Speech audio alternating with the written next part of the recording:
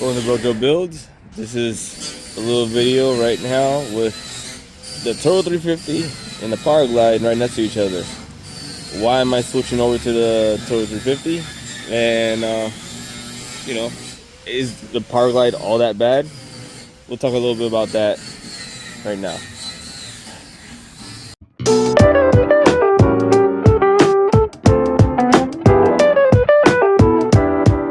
So as I stated, I'll be switching over to the Th350, and we'll be putting the Powerglide to rest, at least currently with this combination with the Nova.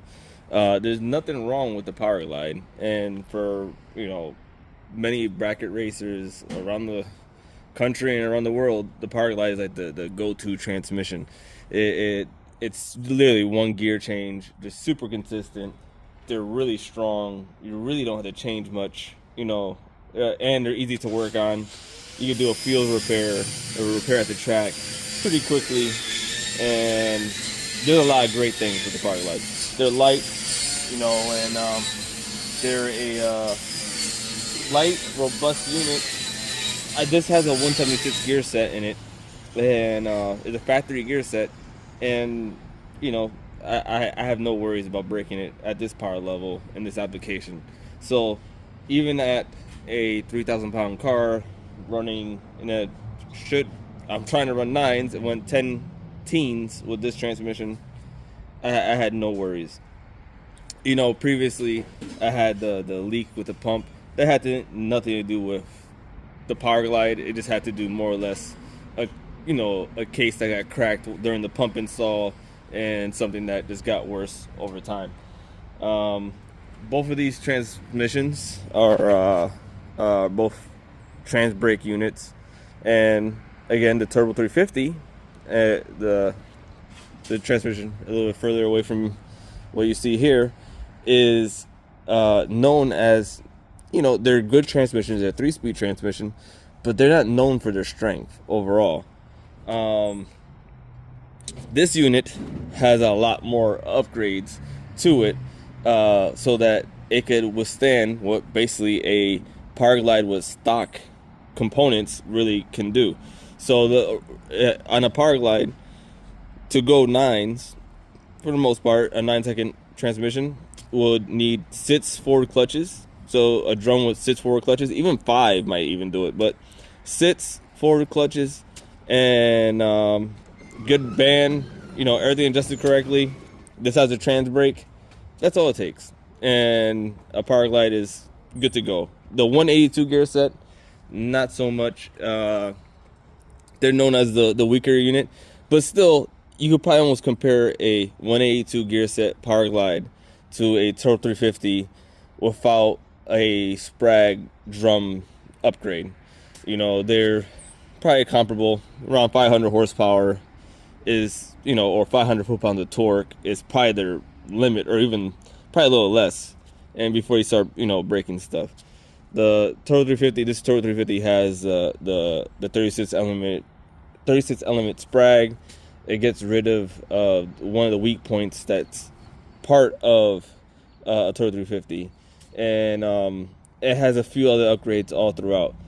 The trans brake is always going to be somewhat hard on the transmission, and this Th350 has some good stuff, hardened input, output, other goodies inside to really help it hold up. Why would I, for my application, go to a 3-speed? Why? I mean, it seems like most people actually go the other direction and end up switching from a 3-speed to a Powerglide.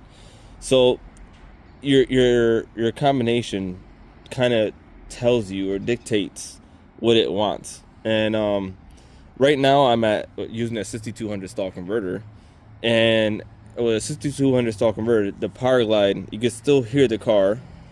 Input a video right now.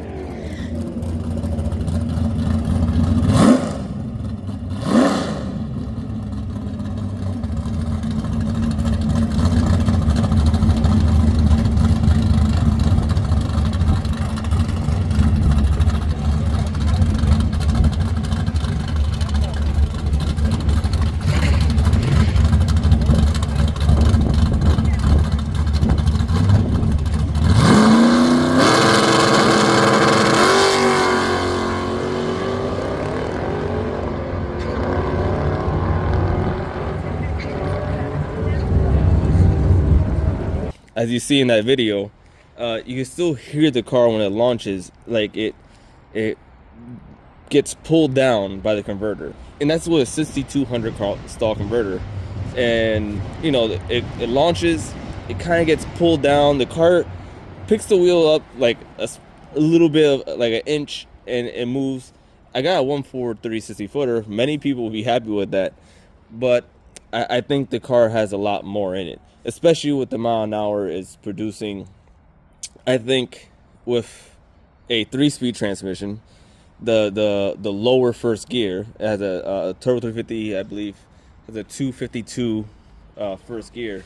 Just that first gear is going to help get everything moving and get the weight going. So I hoped, you know, that you will hear the difference just at the launch. As soon as I let go of the brake, it said the engine getting pulled down, and then as the car accelerates, you should hear the car pretty much never kind of change a beat. Just hits the tire, should 60 foot harder, and move down the track. Now the second thing is the in between gear. The second gear is going to help, you know, keep the momentum as the car is going down the track. And then you got high gear. They both have 1-to-1 gear sets. Second gear in the Powerglide is 1-to-1. Third gear in the Turbo 350 is 1-to-1. So all I'm really hoping to do is pretty much accelerate that much quicker to get the car going down the track. So all my gains that I would normally see, I think, is going to happen by the 8th mile. I think by the 8th mile mark, the car will be quicker to the 8th. I might gain a mile an hour or two at the 8th, and it might carry that to the quarter mile. As many will say, you know, there's a certain power draw coming from a Powerglide to a, Turbo 350 to a Turbo 400, and I don't think there's an actual real fair assessment on how much there is to turn either transmission. You know, I think the converter, you know, does a lot. I think if I took the input shaft out of the Powerglide, but if I was to come up here and spin the front of this Turbo 350 and then also spin, it slid off. If you was to actually spin both of these transmissions, you know, you as a human being could hardly feel the difference between the two. So, and that was my father that just popped through there. By spinning by hand, you really can't feel the difference, any restrictions. Again, this Turbo 350 is well worked over, and this Powerglide, again, is a fairly decent unit. Sure, they have more, you know, super roller bearings for like really high-end units. I imagine that are pretty, you know, easy to spin. But, you know, two fairly, you could say, basically built Turbo 350s, trans brake units that would be in your normal bracket race car. If you was to turn the input shafts, they're pretty close. It's hard for me to believe that the Powerglide is going to be that much less of a restriction spinning going down the track. My opinion. You guys could argue that down in the comments with me. But overall, I believe this is going to be a move to the right direction.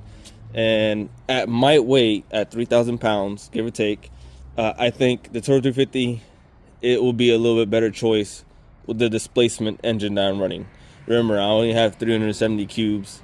It's not a real big motor, and I'm, you know, limited cylinder head on it, and I'm really making this combination work. But all that being said, I think the Turbo 350 will be the hot ticket, and I think once we get to the track in hopefully a week or two, you'll see nothing but good things with this combination. So that's the Powerglide Turbo 350. Bro Joe build. Like, share, and subscribe. Ring the bell.